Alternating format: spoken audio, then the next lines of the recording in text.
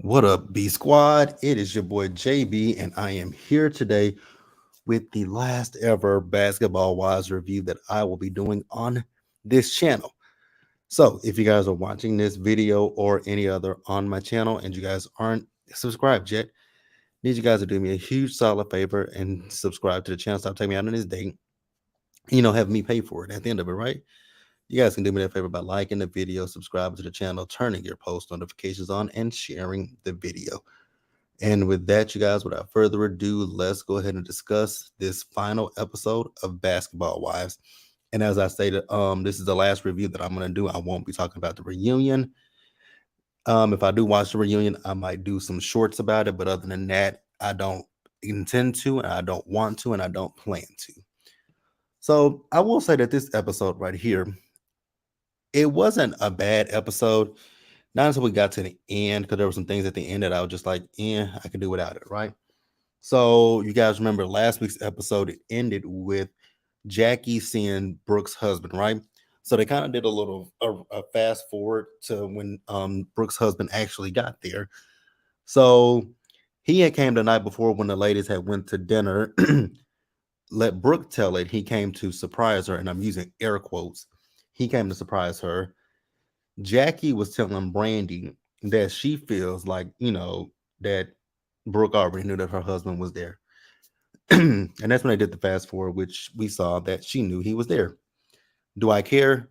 Absolutely not. So then we see Angel, Duffy, and Jennifer talking, right? So Duffy is talking about how nervous she is about this reproposal, right?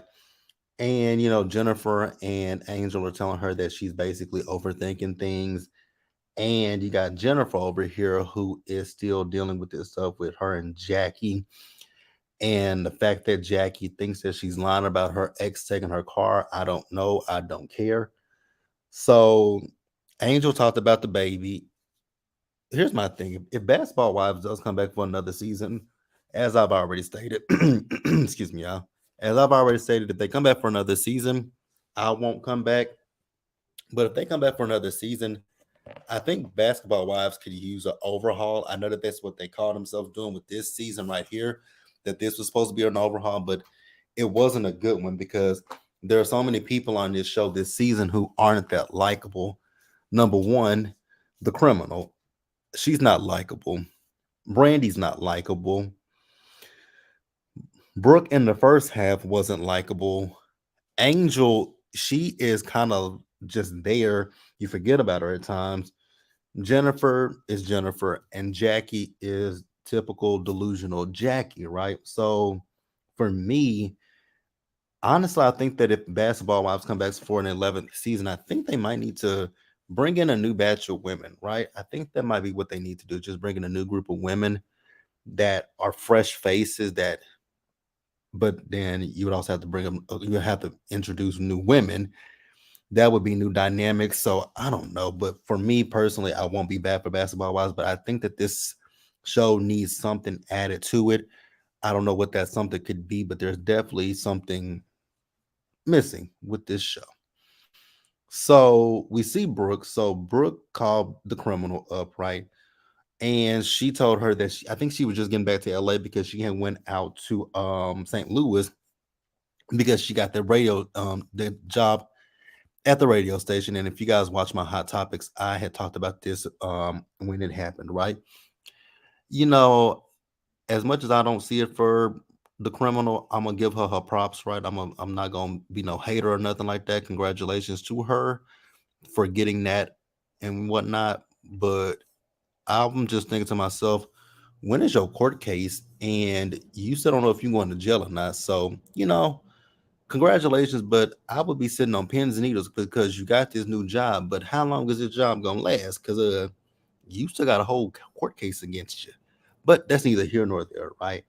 So Brooke told the criminal that her husband was there, and as you know, she hasn't really told the other ladies about it. And so the criminal asked her, like, "How do you feel about that?" She's like, "That's a good thing." She likes it. So both the criminal and Brooke like it, but Brooke is, kind of teeter tottering. She's like, it's a good thing, but then it's, she has a mixed feelings, right? Can somebody let me know? Has she divorced this man? Because I noticed in her interview she doesn't have a wedding ring on, so I don't know if they still together or not. And to keep it real, which I don't really care if they're together or not, but it is what it is, right? So then we see as Jelani showed up and Iman showed up. So we see Jennifer and Brooke, they were on the beach with each other, right? And Jennifer is talking about the fact that she sat down and talked with her attorney about this stuff with Jackie, and the fact that Jackie is going around and saying that she's lying about her ex taking her car, right? So her lawyer has created a cease and desist that she wants to present to Jackie before they get back to LA. So here's my thing. You can, if you have a great lawyer, they could be able to say what that, first of all, when is your court case? That's number one. Because if your court case didn't happen before this season aired, I don't get Jennifer and it. I get the fact that this is something that she's been dealing with for the last 2 years, right? I get that. But the opinions of someone else shouldn't sway your case. Just because Jackie says that, oh, I feel that Jennifer is lying, how does that hurt your case? I'm a little confused in that aspect. I don't understand how that would hurt her case, but I guess if that's what she feels she got to do and her attorney feels like they got to do, give Jackie a cease and desist, it is what it is. I honestly don't care.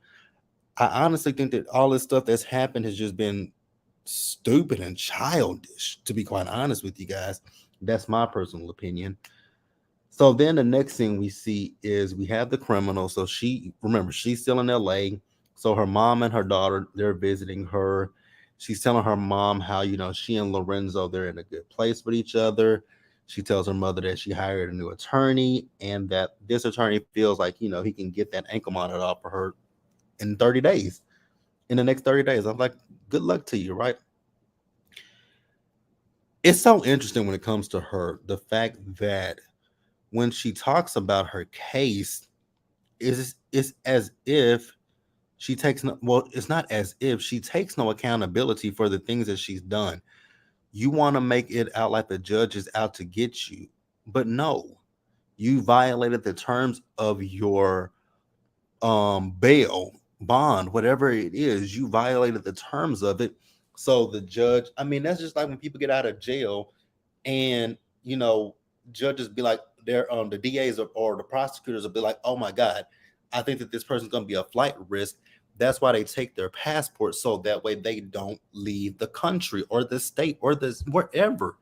So for her to sit here and try to do all of this is just mind-blowing and it's baffling. And it's like, girl, you did the crime and you now have to suffer the consequences of what you did. And it gets on my nerves and I get sick of her. And she is somebody that can, if this show comes back for an 11th season, the criminal is definitely someone that I can say can go, because for me, she just really irks my spirit. She gets on my nerves. And like I said, it's the lack for me when it comes to her, it's the lack thereof of accountability. You did it allegedly, right? You went to jail. You bonded yourself out. Did you not read that shit? There are stipulations to it. There are stipulations when you get bonded out, when you are on parole, probation, whatever. You have stipulations. And like I said, for me, it's the fact that she refuses to take any kind of accountability. But let's move on from her, right? So Jackie and Brandy, they saw Brooke, right? So they said to Brooke, like, is your husband here? And she was like, yeah. So not Jennifer, but Jackie and Brandy both want to know, why did you keep her from us? Because it's none of your business. Maybe that's why she didn't tell y'all. It ain't got nothing to do with y'all. Like, y'all are in her business, mind your own business. Like, Brandy, you need to be worried about what Jason is doing in Dallas while you're in Mexico. Worry about that, right? So Jackie says to not Brandy, but to Brooke, that they just want to sit down and have a conversation with him and just figure out why he did what he did. I mean, any answer that he gives is going to be a terrible answer, right? So they asked her, had she told the other lady? She said no, she hadn't told them at this point, right? So we then see them as they sat down with her husband. So they asked him, so, and it's so interesting the fact that Brandy is trying to give advice to Brooke. It's like, ma'am, you still seem like you're angry and upset and bitter about the things that Jason did to you. So I don't think you're over that. And I don't think you are anybody to give anyone any kind of sound advice, right? So they sat down with Brooke's husband, and Jackie asked him the question, like, what in your marriage made you what happened in your marriage to make you step outside of it?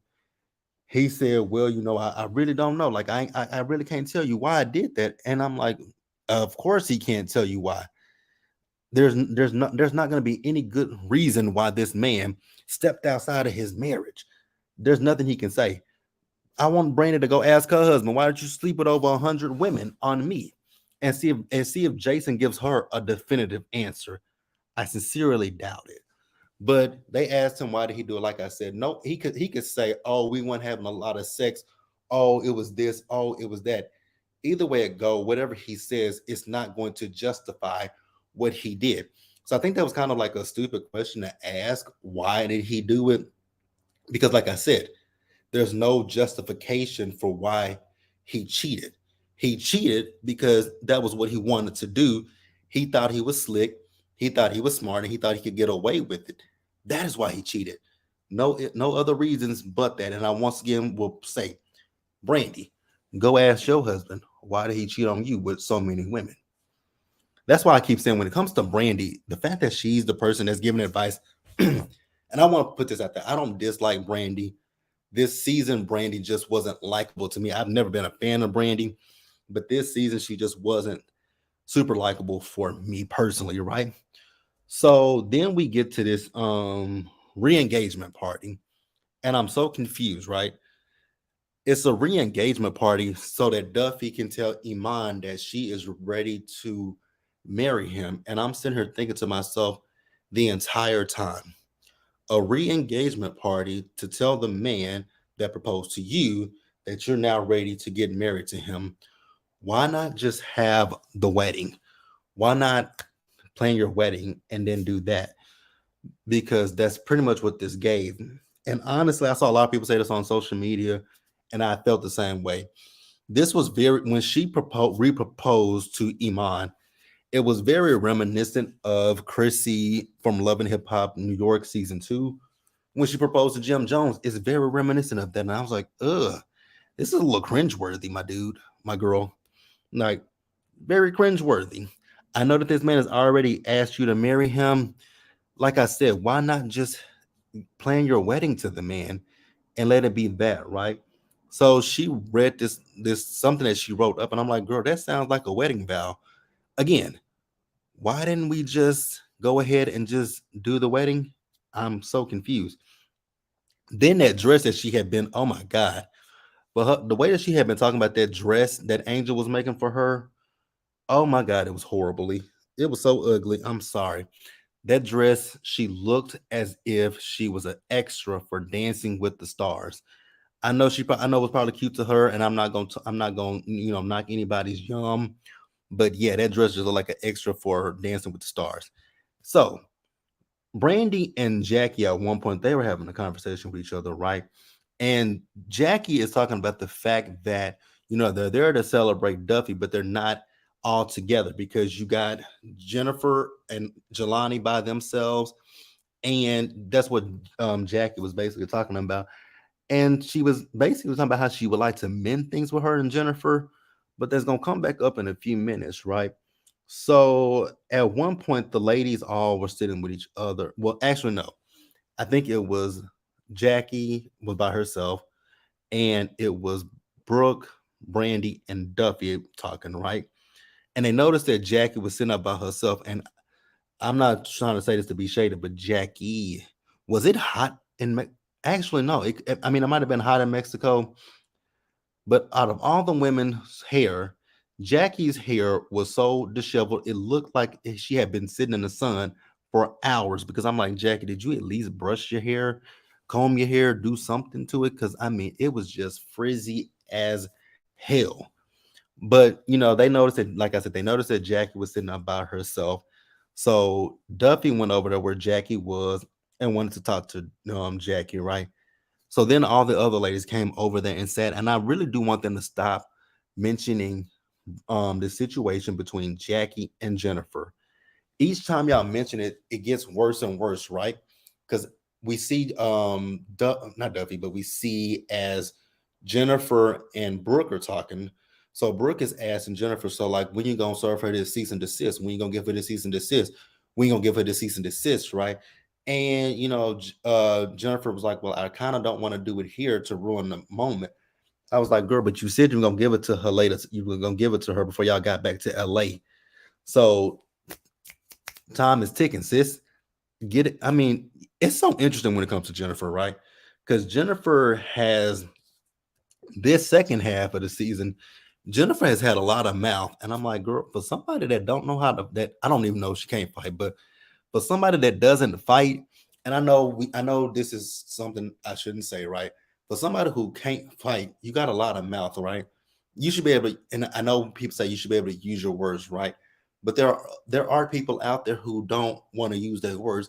They want to use their hands to solve things. And when it comes to Jennifer, again, I know Jennifer's the type of girl that'll sue you, but like I said, she's been running her mouth a lot this season, and I've just been side on her just a little bit, right? So the ladies want to do a toast to each other, and once again, when they all sitting together, Duffy brings up the elephant in the room, which is Jackie and Jennifer.